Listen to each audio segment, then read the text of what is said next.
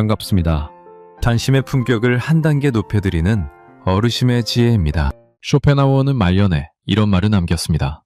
나는 평생 사람을 믿었고 그 대가로 배신을 얻었다. 하지만 후회하지 않는다. 그 덕분에 진짜 사람을 알게 되었으니까. 쇼펜하우어의 이 말을 그냥 흘려듣지 말아주세요. 이 한마디 속에 오늘 이야기의 모든 비밀이 담겨 있거든요. 여러분도 혹시 이런 경험 있으신가요? 좋을 때는 형님 동생 하면서 세상 누구보다 친한 척하고 술 한잔하면 우리가 남이가 하며 세상 불도 없는 사이처럼 지내던 사람이 내가 진짜 어려운 일이 닥쳐서 손 내밀었더니 그 후로는 전화도 안 받고 카톡은 확인하고도 답장이 없습니다. 그 순간 가슴이 어떻겠어요? 배신감? 아닙니다. 그건 배신감보다 더 깊은 거예요. 내가 그동안 뭘 본 거지? 하는 자괴감이 밀려오는 겁니다. 그런데 여러분이 사람을 잘못 본 게 아니에요. 인간이라는 존재가 원래 그렇게 생겨먹은 거예요. 좋을 때는 누구나 천사가 됩니다. 하지만 위기가 오면 본능이 먼저 움직이거든요. 오늘 그 본능의 정체를 쇼펜하우어의 눈으로 낱낱이 파헤쳐 드리겠습니다. 이야기 시작 전 구독과 좋아요 버튼을 한번 꾹 눌러주십시오. 마음을 편안하게 해드릴 쇼펜하우어의 지혜를 가장 먼저 보실 수 있습니다. 첫 번째, 혼자서도 잘 노는 사람이 노년에 가장 강한 사람이 되는 이유. 노년에 가장 무서운 적이 뭔지 아세요? 의병이 아닙니다. 가난도 아니에요. 외로움입니다.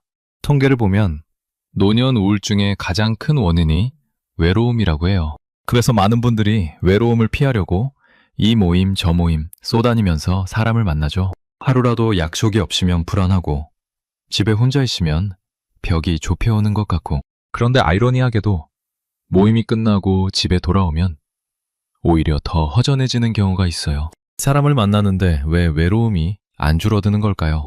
70대 초반 정민우 씨는 은퇴 후 매일이 불안했습니다. 40년 넘게 회사에 나가던 사람이 갑자기 아침에 갈 곳이 없어진 거예요. 알람 소리가 안 울리는 아침이 자유가 아니라 공포였습니다. 어제까지 나를 필요로 하던 세상이 하루아침에 나 없이도 잘 돌아간다는 사실이 충격이었어요. 그래서 할 수 있는 모임은 다 나갔습니다.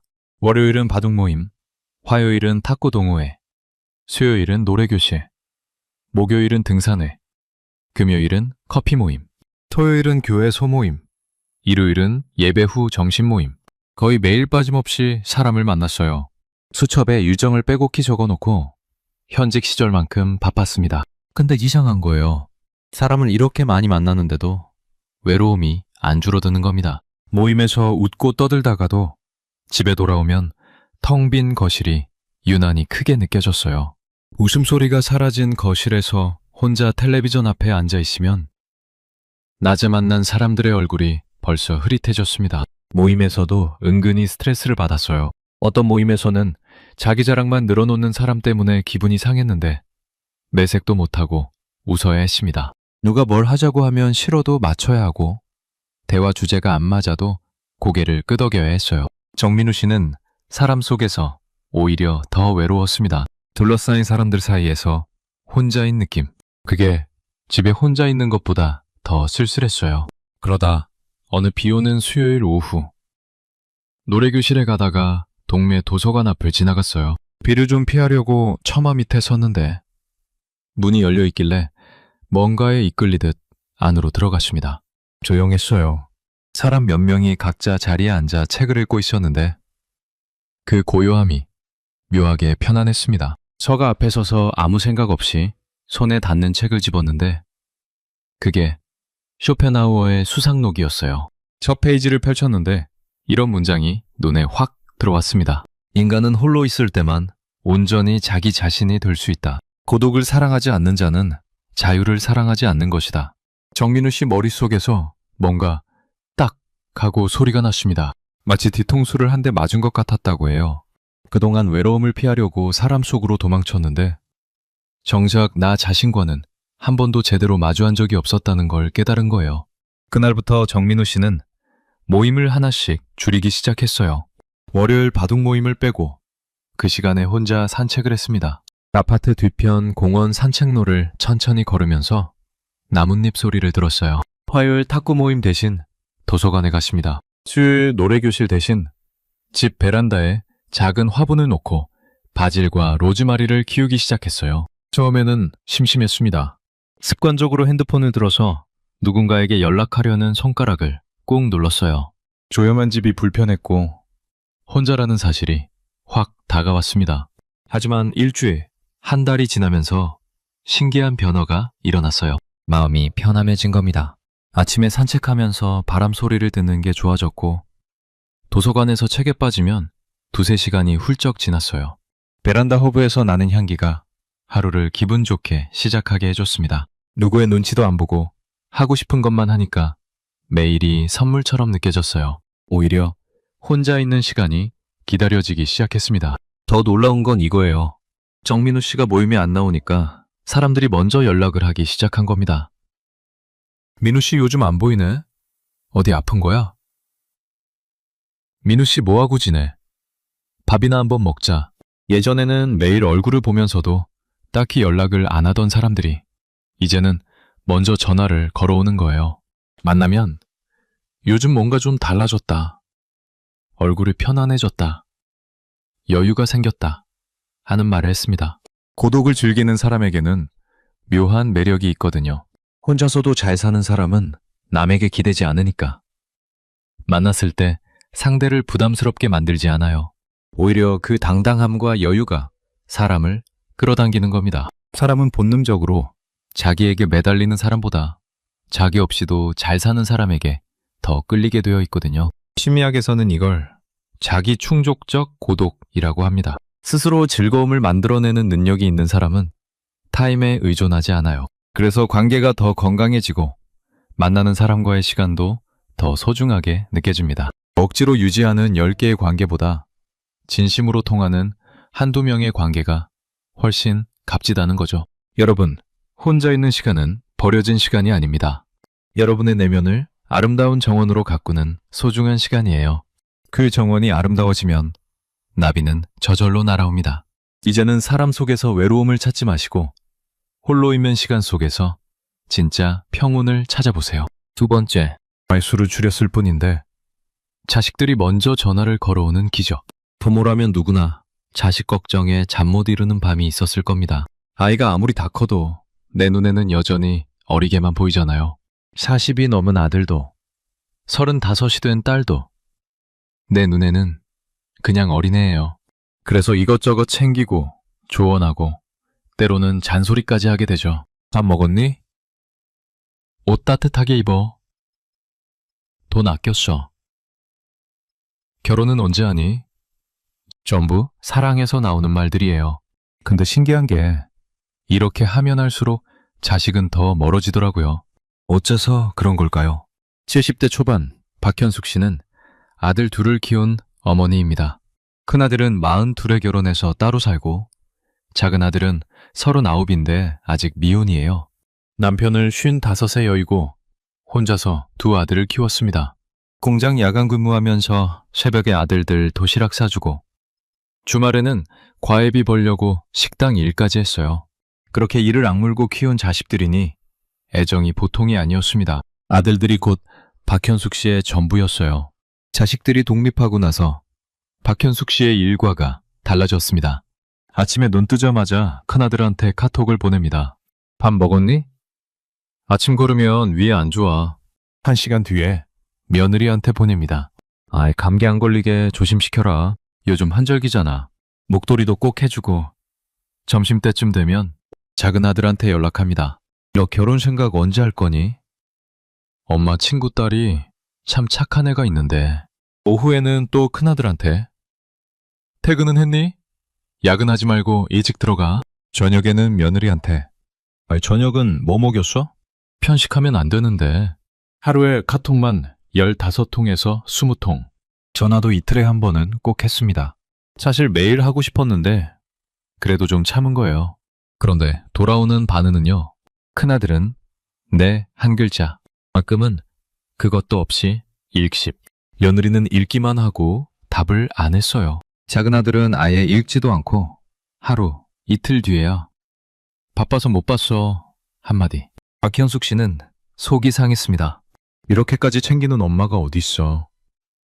세상에 이렇게 관심 가져주는 사람이 몇이나 된다고. 그런데 왜 자식들은 이렇게 냉담한 건지, 혹시 내가 싫은 건 아닌지, 내가 귀찮은 짐이 된 건 아닌지 밤마다 그 생각에 잠을 설쳤어요. 이불을 꼭 쥐고 내가 뭘 잘못했나 되뇌면서 눈물이 나올 때도 있었습니다. 그러다 오랜 친구를 만났는데 그 친구 집은 자식들이 일주일에 한 번씩 찾아온다는 거예요.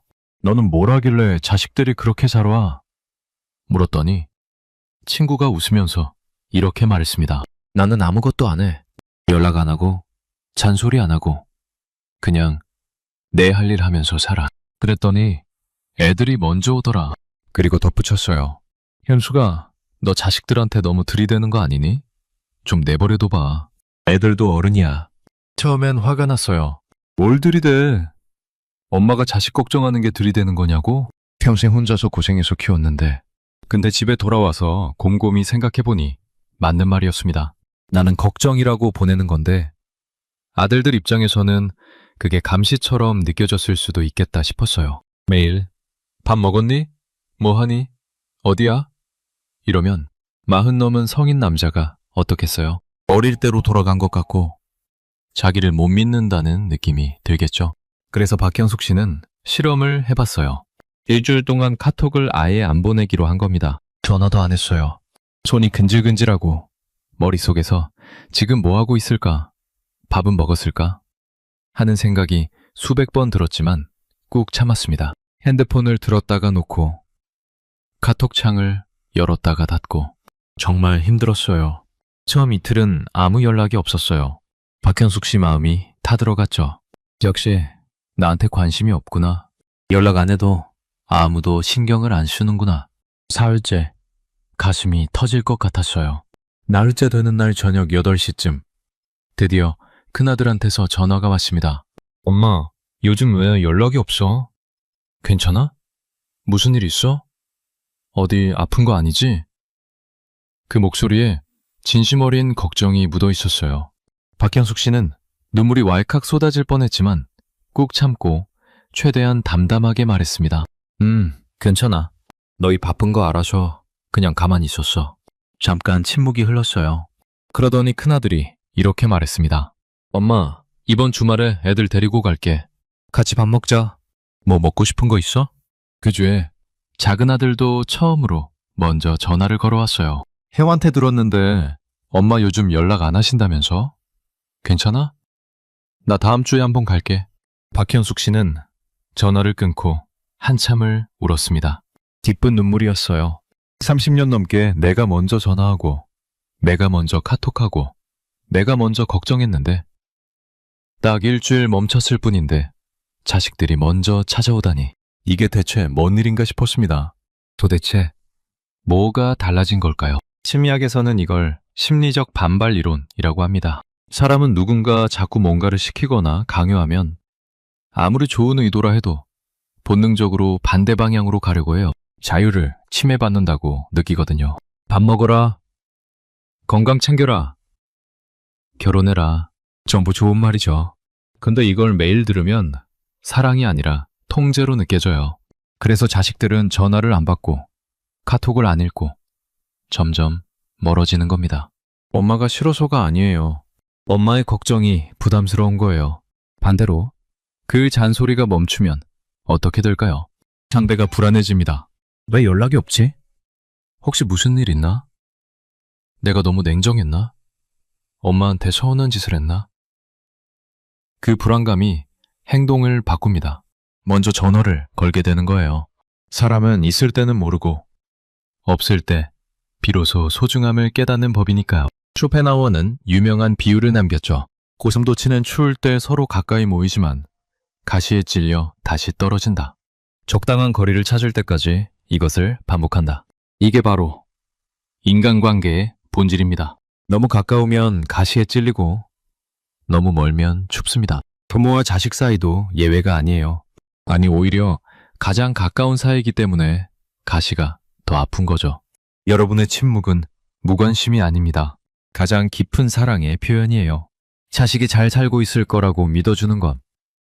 네가 알아서 잘하고 있을 거라고 인정해주는 것. 그게 진짜 믿음이고 진짜 사랑이거든요. 한 발짝만 물러서 보세요. 여러분이 물러선 그 자리로 자식들이 먼저 다가올 겁니다. 깊은 호수처럼 고요한 여러분 곁에 사람들은 편안히 머물다 갈 거예요. 세 번째, 늙어서 돈 자랑, 자식 자랑하는 사람이 반드시 외로워지는 이유. 사람이 나이가 들면 내세울 게 줄어든다고 느끼거든요. 젊었을 때는 직장, 직급, 외모, 체력 같은 것들이 나를 증명해 줬는데 은퇴하고 나면 그런 게 다 사라지잖아요. 영함도 없고 직함도 없고 매달 통장에 찍히는 월급도 없고 거울을 봐도 예전 같지 않아요. 그러면 사람은 불안해집니다. 나는 이제 아무것도 아닌 건가? 하는 두려움이 밀려오거든요. 그래서 어떤 분들은 남은 것, 그러니까 돈이나 자식의 성공을 앞세워서 자신의 가치를 증명하려 합니다. 나는 아직도 가치 있는 사람이야 라고 세상에 외치고 싶은 거예요. 마음은 이해합니다. 하지만 그 결과가 어떻게 되는지 한번 들어보세요. 60대 중반 이정호 씨는 중학교 동창회의 단골 참석자였습니다. 동창회가 열릴 때마다 빠지지 않았어요. 양복도 깔끔하게 차려입고 비싼 시계도 잊지 않았습니다. 차도 항상 새 차를 몰고 왔어요. 동창들이 야, 차 바꿨네? 하면 그냥 기분 전환 삼아서 하면서 키를 탁자 위에 올려놨죠. 그런데 이정호 씨가 올 때마다 테이블 분위기가 묘하게 변했습니다. 왜냐하면 이정호 씨는 자리에 앉자마자 이런 이야기를 시작했거든요. 건배가 끝나기도 전에 우리 큰아들이 이번에 삼성 들어갔어. 어릴 때부터 머리가 좋더라니까. 역시 내 핏줄이야 하고 시작합니다. 안주 한 접시 비우기 전에 우리 아파트가 2년 사이에 3억이 올랐어. 내가 그때 안 샀으면 어떡할 뻔했어. 역시 부동산은 내 눈이 정확해 하고요.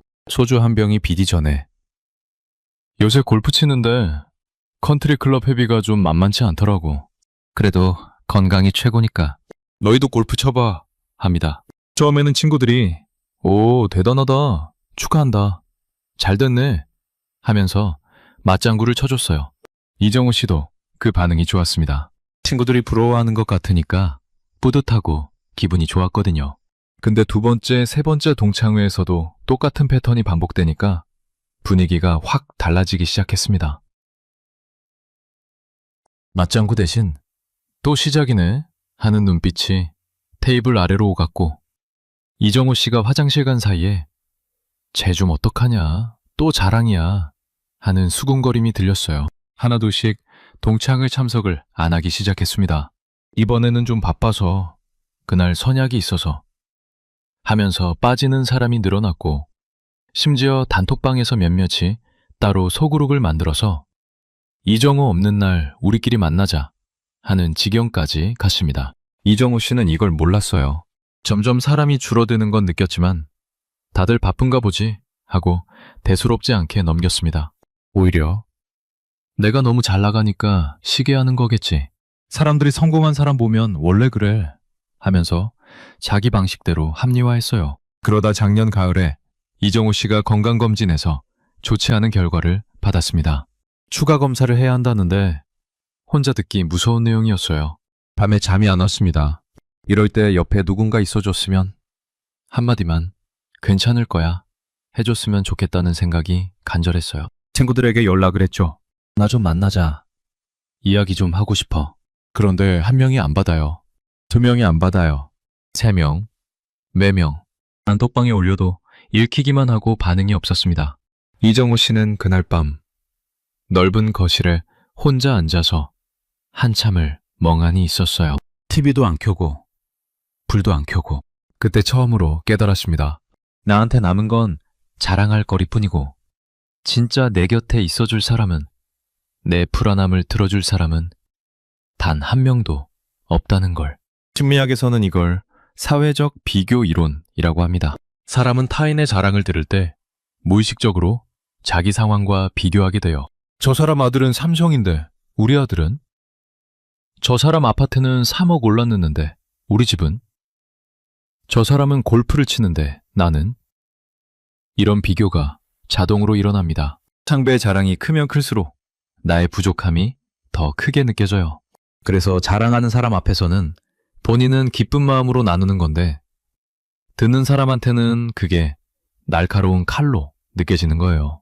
한 번은 웃으면서 넘기지만 두 번은 찝찝하고 세 번째부터는 그 사람을 피하게 됩니다. 쇼펜하우어는 이렇게 말했습니다. 남에게 자신을 자랑하려는 욕망은 자기 자신에 대한 확신이 없다는 가장 확실한 증거다. 이 말 한번 곱씹어 보세요. 정말 충분한 사람은 입을 열지 않아요. 열매가 많이 달린 나무가 가지가 아래로 처지듯이. 진짜 풍요로운 사람은 오히려 겸손해지거든요. 자신이 풍요롭다는 걸 스스로 알고 있으니까 굳이 남한테 보여줄 필요가 없는 거예요. 이정우 씨가 나쁜 사람인가요? 전혀 아닙니다. 이정우 씨도 외로웠던 거예요. 은퇴 후에 자기가 여전히 가치 있는 사람이라는 걸 확인받고 싶었고 그 방법을 잘 몰랐을 뿐입니다. 자랑 대신 요즘 좀 심심하더라. 우리 뭐 같이 하자 했으면 친구들이 훨씬 가까이 다가왔을 거예요. 나 건강이 좀 걱정이야. 너희는 어때? 했으면 동질감이 생겼을 겁니다. 하지만 방법을 잘못 선택한 거죠. 여러분, 진짜 보석은 상자 속에 있을 때 더 궁금한 법이에요. 굳이 꺼내서 보여주지 않아도 여러분의 인품은 이미 은은한 향기처럼 퍼지고 있습니다. 그 향기에 끌려서 사람들이 자연스럽게 모이게 하세요. 그게 나이 들어 가장 품위 있는 모습이에요. 세상에서 가장 아름다운 자랑은 자랑하지 않는 것입니다. 네 번째, 앞에선 간슬게 다 줄 듯 하더니 결정적일 때 등 돌리는 사람의 속마음. 누구에게나 한 명쯤은 있습니다. 평소에는 세상 다정한 사람이었는데 정작 내가 힘들 때 감쪽같이 사라지는 사람 말이에요. 그런 사람을 만나면 머릿속이 하얘지죠. 도대체 왜 그런 건지, 내가 뭘 잘못한 건지. 이 물음 하나 때문에 밤새 뒤척이신 적 있으시죠? 60대 후반 김영자 씨 이야기를 들어보세요. 김영자 씨는 등산 동호회에서 30년 넘게 활동한 베테랑이었습니다. 매주 일요일마다 새벽 5시에 일어나서 김밥을 샀어요. 시금치 데치고 단무지 자르고 계란말이 부치고 밥에 참기름 넣어서 척척 말아내는 솜씨가 보통이 아니었습니다. 한 줄이 아니에요. 30줄, 40줄씩 쌌습니다. 회원이 20명이 넘으니까 한 사람당 2줄씩은 돌려야 했거든요. 김밥만이 아니에요. 제철 과일도 깎아가고 음료수도 사가고 비까지 올라치면 우산 여분까지 챙겨갔어요. 누가 시킨 것도 아닌데 스스로 나서서 한 겁니다. 왜냐하면 김영자 씨는 그게 좋았거든요. 회원들이 산 정상에서 김밥해서 김밥이 제일 맛있어 하면서 엄지를 치켜 세울 때 그 기분이 세상 무엇과도 바꿀 수 없었습니다. 영자 씨가 싸운 김밥 먹으려고 등산 오는 거야 하는 농담에 김영자 씨는 환하게 웃었어요. 다들 영자 씨 없으면 우리 동호회 못해 하면서 고마워했죠. 김영자 씨도 그 말이 좋았어요. 내가 필요한 사람이라는 느낌. 나를 인정해주는 사람들이 있다는 느낌. 그게 삶의 가장 큰 보람이었거든요. 30년이면 얼마나 긴 세월입니까? 비가 와도 갔고 눈이 와도 갔고 몸이 좀 안 좋아도 사람들이 기다리니까 하면서 버스를 탔습니다. 허리가 좀 삐끗해도 새벽에 일어나서 김밥을 말았어요. 한 번은 감기가 심해서 열이 38도까지 올랐는데 해열제를 먹고 나갔습니다. 남편이 오늘은 좀 쉬어 하는데도 사람들한테 미안하잖아 하면서요. 그 정성이면 훈장을 줘도 될 정도였어요. 그런데 작년 겨울 김영자 씨가 무릎 수술을 받게 됐습니다. 연골이 닳아서 인공관절을 넣어야 한다는 진단이었어요. 3개월은 걸을 수 없다는 말에 김영자 씨가 제일 먼저 걱정한 게 뭔지 아세요? 내 무릎이 아니라 동호회였습니다. 내가 안 나가면 김밥은 누가 싸가지? 이게 첫 번째 걱정이었어요. 그래도 어쩔 수 없이 동호회에 못 나갔죠. 처음 한 달은 안부 전화가 왔습니다. 영자 씨 괜찮아? 수술 잘 됐어? 빨리 나아. 하면서요. 김영자 씨도 고마웠어요. 역시 우리 동호회 사람들은 정이 있구나 했습니다. 카톡에 고마워요. 빨리 나을게요. 하고 올리면 하트 이모티콘이 쏟아졌거든요. 그런데 2달째부터 전화가 뚝 끊겼어요. 카톡에 안부를 올려도 읽기만 하고 답이 없었습니다. 김영자 씨가 먼저 다들 잘 지내지?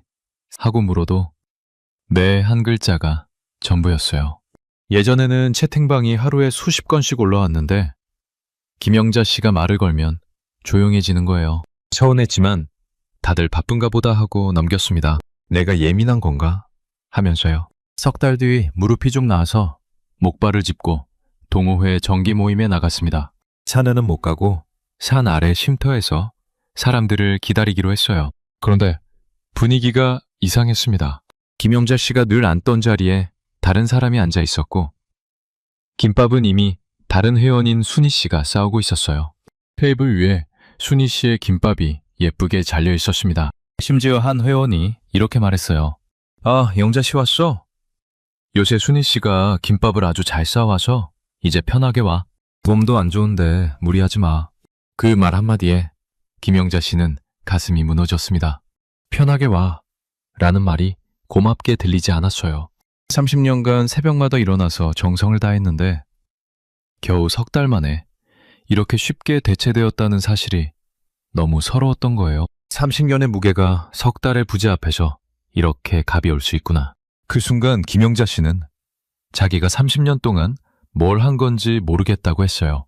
그날 집에 돌아와서 김밥 재료를 정리하며 혼자 한참을 울었습니다. 재료를 다 버리려다가 다시 냉장고에 넣었다가 또 꺼냈다가 그 마음이 얼마나 복잡했을까요? 여기서 잠깐 이 상황을 좀 냉정하게 분석해 볼게요. 심리학에서는 이걸 호의의 습관화라고 합니다. 사람은 반복적으로 받는 호의를 처음에는 감사하게 여기지만 시간이 지나면 당연한 것으로 받아들이게 돼요. 마치 매일 뜨는 해를 고마워하지 않는 것처럼요. 처음에 와, 김밥 싸왔네. 영자씨 고마워 하던 감탄이 1년 지나면 오늘도 김밥이네가 되고 3년 지나면 아무 반응도 없이 그냥 집어먹게 됩니다. 5년 지나면 김밥이 없는 날 오늘 김밥 안 가져왔어? 하고 오히려 불만이 나와요. 김영자 씨의 정성이 당연해진 순간 회원들에게 김영자 씨는 사람이 아니라 기능이 된 겁니다. 김밥을 싸오는 기능, 과일을 깎아오는 기능, 음료수를 챙겨오는 기능. 그 기능이 3개월 동안 멈추니까 자연스럽게 다른 기능으로 교체한 거예요. 마치 고장난 가전제품을 새 것으로 바꾸듯이. 잔인하지만 이게 인간 심리의 현실입니다. 그러면 동호회 사람들이 나쁜 사람인가요? 꼭 그렇다고만은 할 수 없어요. 그 사람들도 김영자 씨를 좋아했을 거예요. 하지만 사람의 뇌는 원래 그렇게 작동합니다. 반복되는 호의에 점점 둔감해지는 건 인간의 본능이에요. 고마움에 유통기한이 있는 거죠.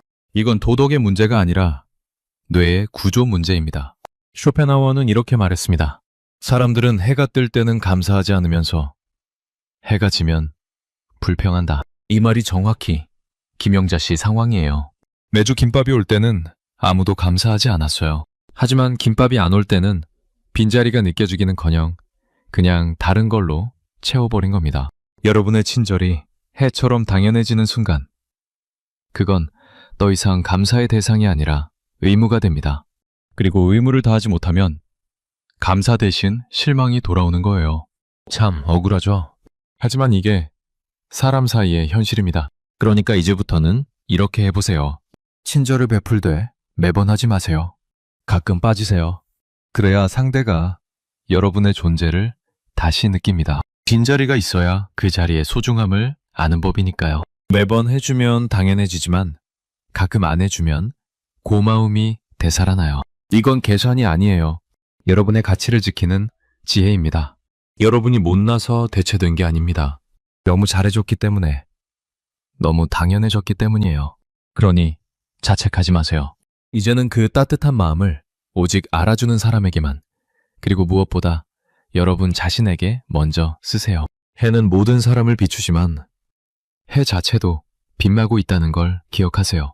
여러분이 바로 그 해입니다. 잠깐 여기서 한 가지만 말씀드릴게요. 지금까지 4가지 이야기를 들으셨는데요. 사실 진짜 중요한 이야기는 지금부터입니다. 여기까지가 인간관계의 겉모습이었다면 이제부터는 그 안에 감춰진 본질을 파고들 거예요.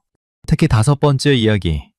이건 듣고 나면 오늘 밤 잠들기 전에 반드시 한 번은 곱씹게 될 겁니다. 여러분의 남은 인생을 통째로 바꿔놓을 수 있는 이야기거든요. 그러니까 절대 여기서 나가지 마시고 조금만 더 함께 해주세요. 후회 안 하실 겁니다. 5번째, 착한 사람이 평생 이용만 당하는 진짜 이유.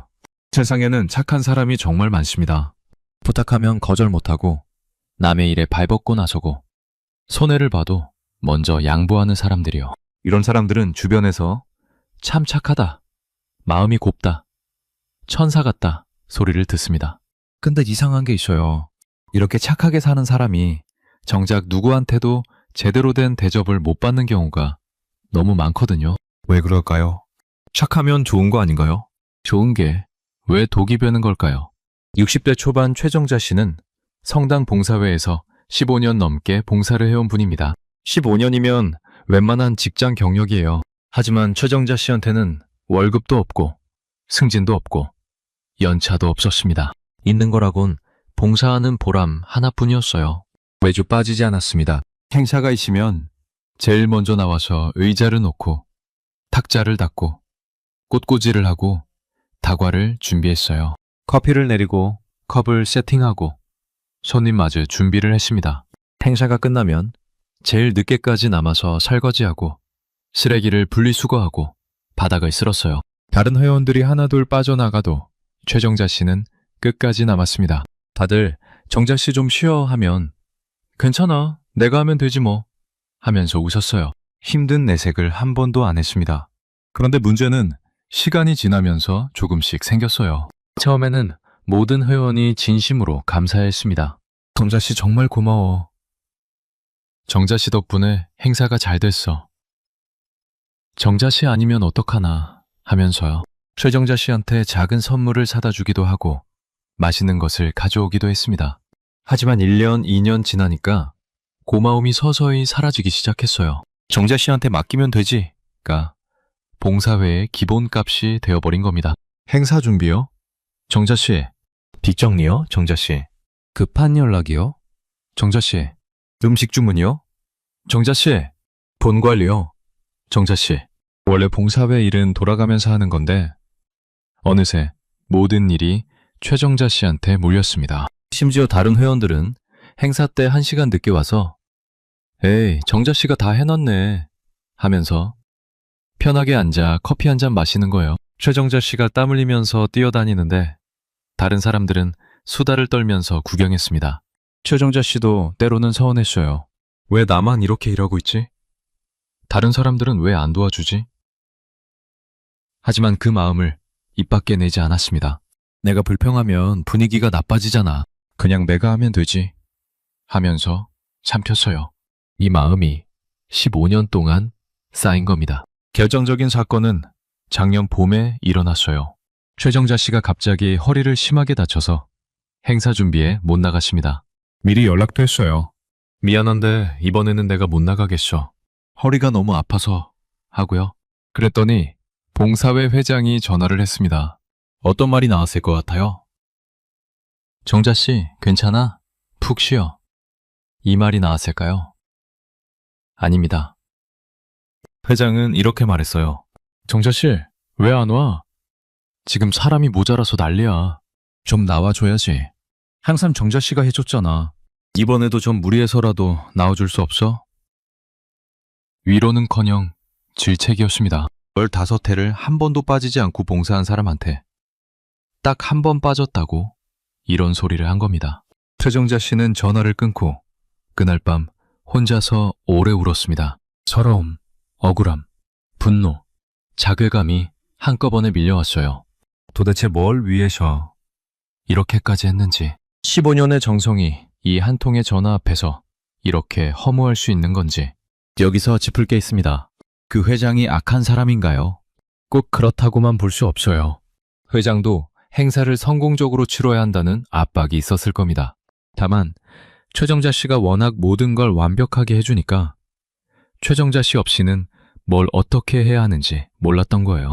그 당황함이 미안하다가 아니라 왜 안 와로 나온 겁니다. 심리학에서는 이런 현상을 자발적 하인 증후군이라고 부릅니다. 스스로 모든 것을 떠안으면서 나 아니면 안 돼. 내가 해야 일이 제대로 돌아가.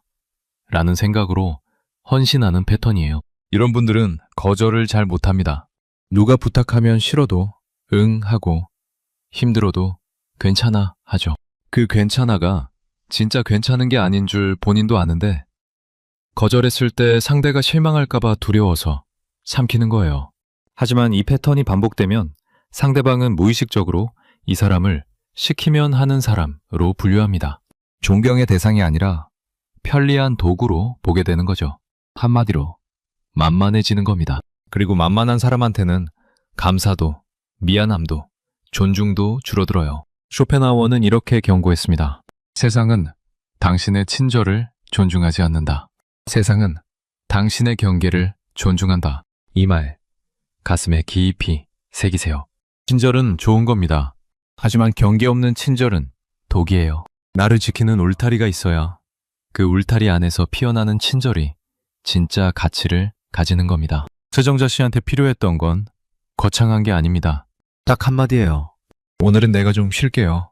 다른 분들이 해주시면 좋겠어요. 이 한마디를 일찍 했다면 다른 회원들도 자기 역할을 했을 거고 최정자 씨도 이렇게까지 상처받지 않았을 겁니다. 여러분도 마찬가지예요. 가끔은 아니요라고 말할 줄 알아야 예라는 말의 가치가 올라가요. 남의 마음보다 여러분의 마음을 먼저 살펴주세요.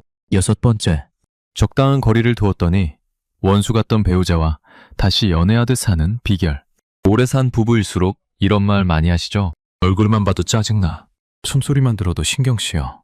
저 사람이 리모컨만 잡으면 화가 나. 함께 산 세월이 길면 길수록 사랑보다 짜증이 앞서는 경우가 많습니다. 한때는 세상에서 제일 좋았던 그 사람이 언제부턴가 세상에서 제일 짜증나는 사람이 되어 있더라고요. 연애할 때 그 설렘은 어디로 간 걸까요? 근데 정말 그 설렘이 영영 안 돌아오는 걸까요?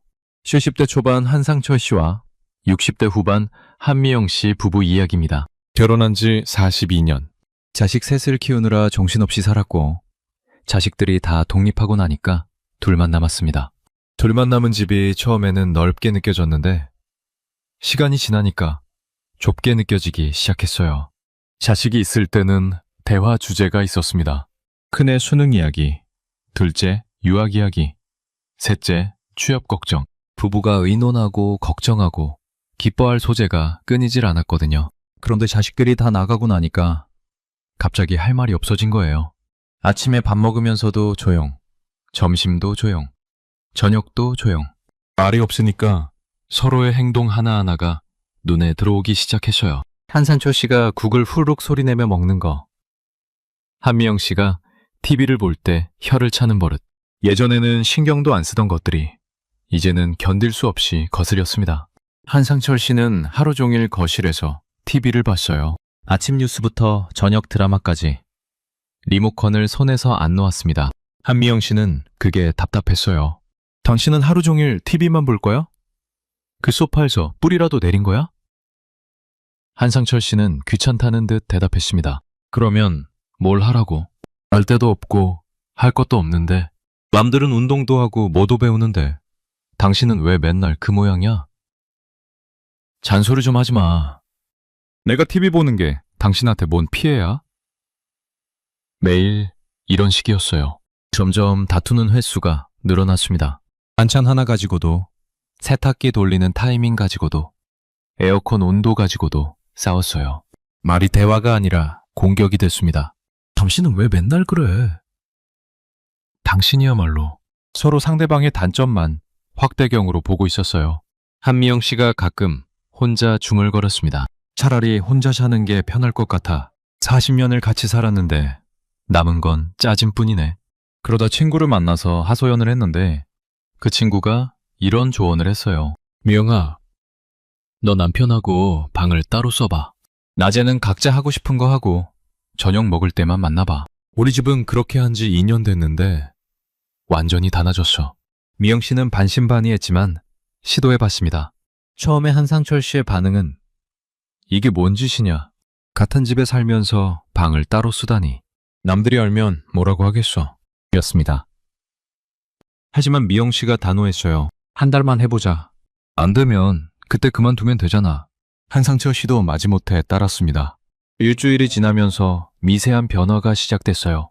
낮에 서로 안 보니까 저녁에 만났을 때 할 이야기가 생긴 겁니다. 오늘 산책하다가 공원에 벚꽃이 피었더라. 내년에는 같이 가자. 나는 오늘 시장에서 고등어가 싸길래 사왔어. 오늘 저녁은 고등어 구이야. 별것 아닌 이야기들인데 그게 대화가 됐습니다. 예전에는 하루 종일 붙어 있으니까 나눌 소재가 없었는데 떨어져 있으니까 각자의 하루가 서로에게 새로운 이야기가 된 거예요. 한산철 씨도 달라졌어요.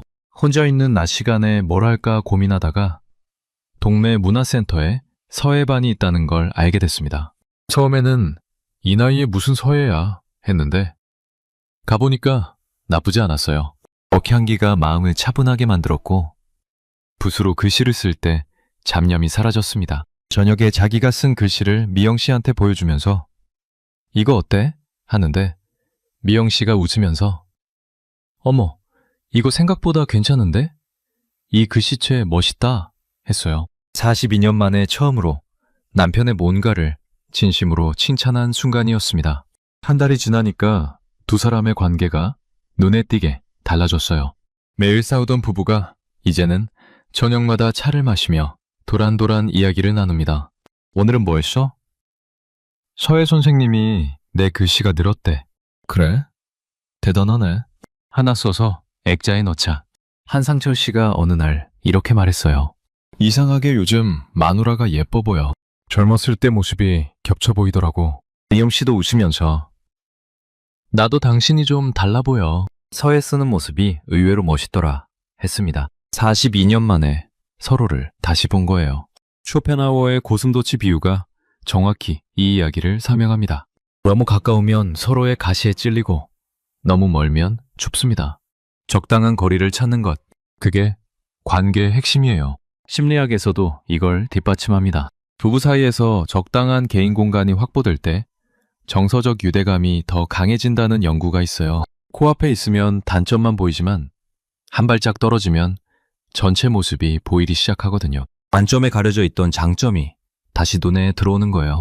여러분, 가장 가까운 사람일수록 더 정중하게 대해보세요. 그리고 서로에게 혼자만의 시간을 선물하세요. 그 작은 거리가 사랑을 더 깊고 향기롭게 만들어줄 겁니다. 사랑은 밀착이 아니라 존중이에요. 나란히 걷는 거지 붙어서 걷는 게 아닙니다. 7번째, 과거 이야기만 반복하는 사람이 가장 빨리 늙는 이유. 나 때는 말이야. 이 말 한 번쯤은 해보셨죠?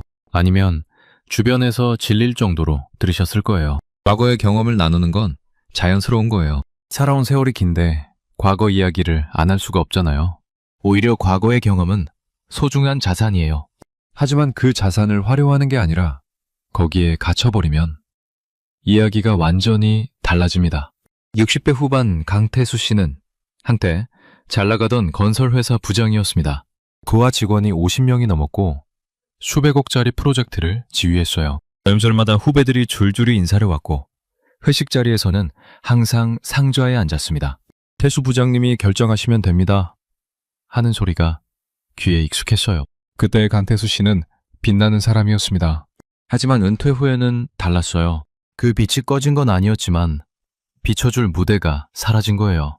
아침에 출근할 곳도 없고 결제할 서류도 없고 부장님 하고 부르는 사람도 없었습니다. 강태수 씨는 그 공백을 견디기 힘들었어요. 그래서 과거를 이야기했습니다. 가족 모임에서 친구를 만나도 동네 이웃과 이야기할 때도 입만 열면 회사 시절이었어요. 내가 그때 그 프로젝트를 따냈을 때 말이야. 경쟁사가 5군데나 있었는데 내가 밤새 전략을 세워서 이겼지. 그 뒤로 사장님이 나를 얼마나 신뢰했는지 몰라. 다음에는 부장이라는 게 아무나 하는 거 아니야. 50명을 먹여 살린다는 게 어떤 건지 알아? 하나하나 챙기고 실수하면 내가 다 막아주고 그 다음에는 그때는 나한테 줄 서서 인사하던 후배들이 지금은 전화 한 통 없어. 세상 참 야박한 거야. 처음에는 주변 사람들이 들어줬어요. 형 대단하시네. 고생 많으셨겠다 하면서요. 하지만 같은 이야기가 5번, 10번 반복되니까 반응이 확 달라졌습니다.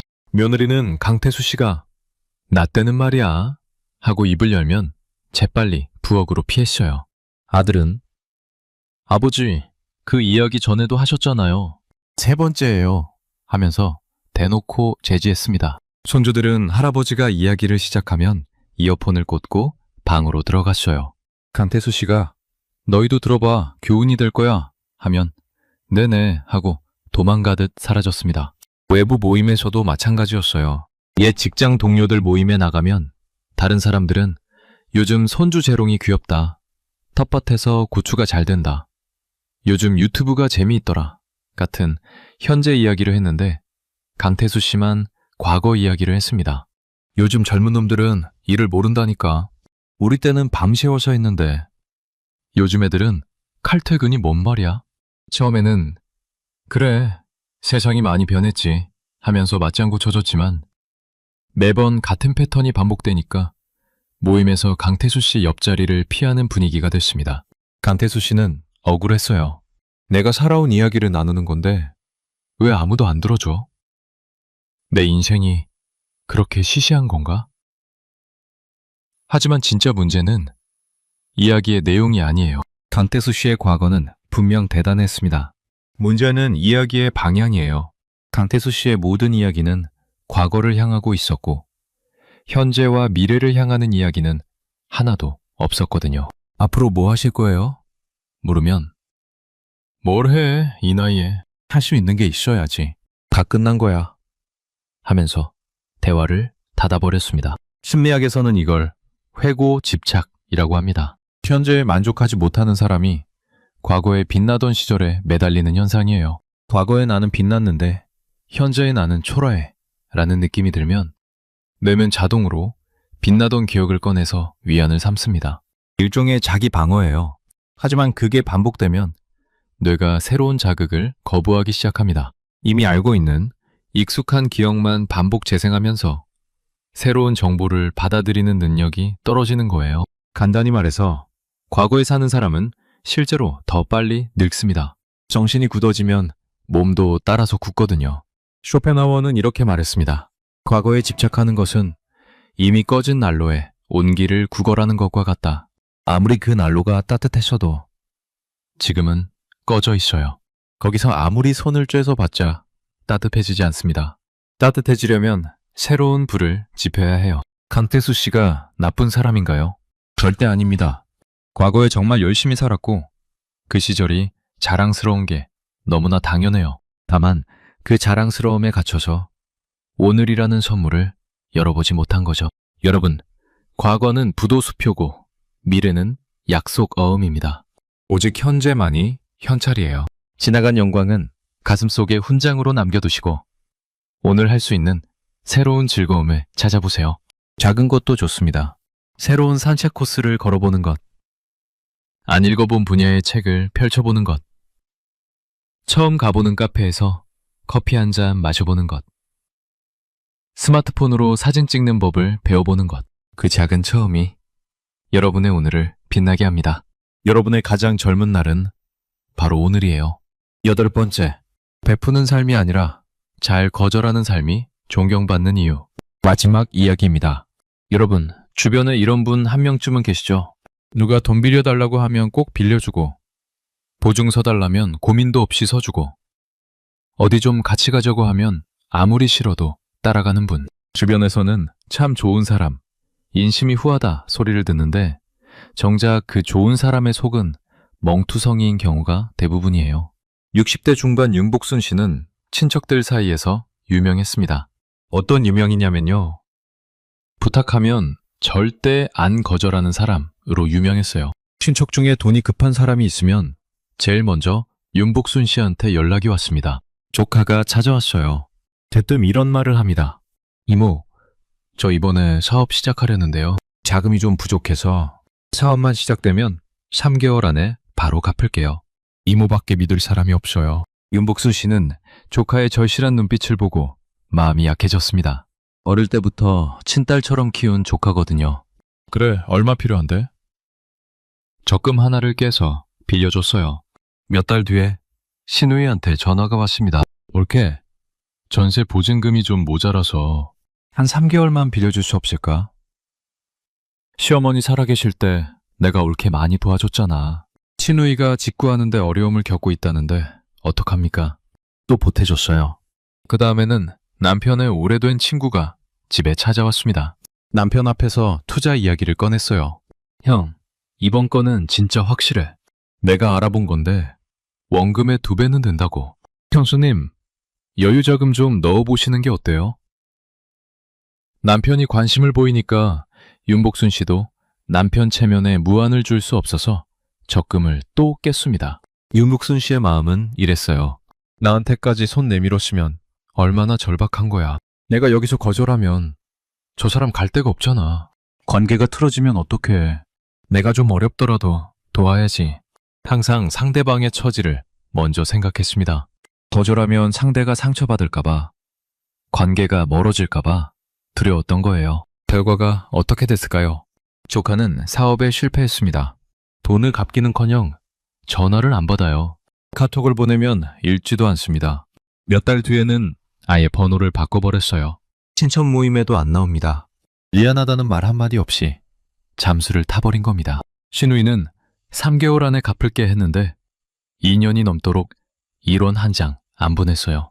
오히려 명절에 만나면 올케 덕분에 잘 살고 있어. 참, 올케 또 좀 도와줄 수 있어? 하는 식이었습니다. 남편의 친구는 투자금을 몽땅 날렸습니다. 미안하다. 원래 투자가 그런 거야. 이길 때도 있고 질 때도 있지. 하면서 웃었어요. 미안한 기색이 전혀 없었습니다. 윤복순 씨는 결국 노후 자금의 절반 이상을 잃었어요. 남편한테 알려졌을 때 집안이 발칵 뒤집어졌습니다. 당신 왜 나한테 상의도 안 하고 그런 결정을 해? 우리 노후 자금인데 이제 우리 뭐 먹고 살라고. 남편의 분노도 이해가 돼요. 자식들도 엄마가 왜 그랬어? 어떻게 이제 하면서 한숨을 쉬었습니다. 여기서 중요한 걸 짚어야 합니다. 윤복순 씨한테 돈을 빌린 사람들이 처음부터 악의를 가지고 접근했을까요? 아마 아닐 거예요.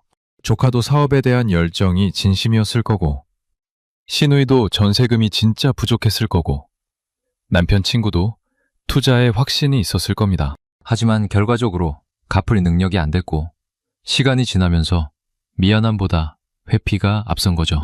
사람이 빚을 갚지 못하면 채권자를 피하게 됩니다. 미안해서 얼굴을 못 보는 거예요. 이건 도덕의 문제라기보다 인간 심리의 문제입니다. 문제의 진짜 핵심은 윤복순 씨가 경계를 세우지 않았기 때문에 이 모든 일이 연쇄적으로 일어난 거예요. 심리학에서는 이걸 감정적 경계 부재라고 합니다. 타인의 감정과 상황을 매거처럼 떠안는 패턴이에요. 내가 거절하면 저 사람이 상처받을 거야. 내가 안 도와주면 관계가 끝날 거야. 하는 두려움이 앞서서 결국 자기 자신을 갈아넣는 겁니다. 하지만 모든 부탁을 들어주는 사람은 존경받지 못해요. 오히려 저 사람은 어차피 해줄 거니까 하면서 더 쉽게 더 큰 부탁을 하게 되죠. 선을 안 그으면 상대가 선을 넘거든요. 반대로 단호하게 거절할 줄 아는 사람은 어떤가요? 처음에는 야박하다, 냉정하다 소리를 들어요. 하지만 시간이 지나면 사람들이 그 원칙을 존중합니다.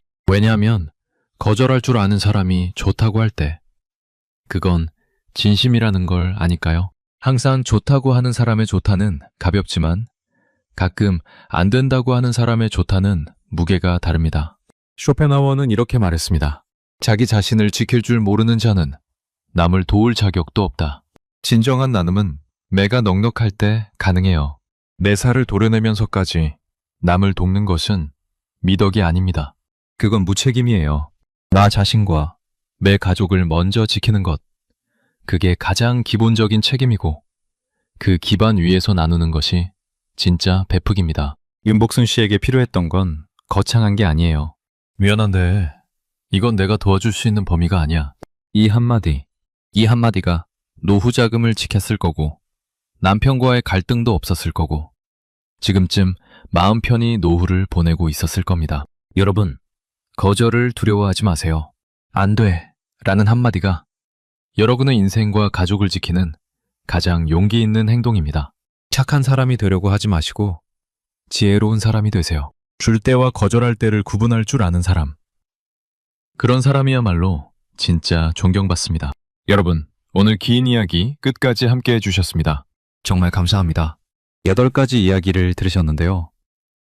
이 모든 이야기가 하나로 귀결되어 친절이 당연해지면 감사가 사라진다는 것, 침묵이 때로는 가장 강력한 사랑이라는 것, 자란이 오히려 사람을 밀어낸다는 것, 고독이 진짜 자유라는 것, 경계 없는 착함이 독이 된다는 것, 부부 사이에도 적당한 거리가 필요하다는 것, 과거에 갇히면 현재를 잃는다는 것, 그리고 잘 거절하는 것이 진짜 용기라는 것. 이 8가지가 가리키는 방향은 하나입니다. 나를 먼저 지키세요. 나를 먼저 사랑하세요. 나를 먼저 존중하세요. 이게 이기적인 게 아니에요. 이게 가장 현명한 삶의 방식입니다. 내가 단단해야 남도 도울 수 있고, 내가 행복해야 주변도 밝아지거든요. 지금까지 함께 해주셔서 감사드리고, 구독과 좋아요도 눌러주시면 어르신의 지혜에서 마음의 위로가 되는 편안한 이야기를 계속 전해드리겠습니다.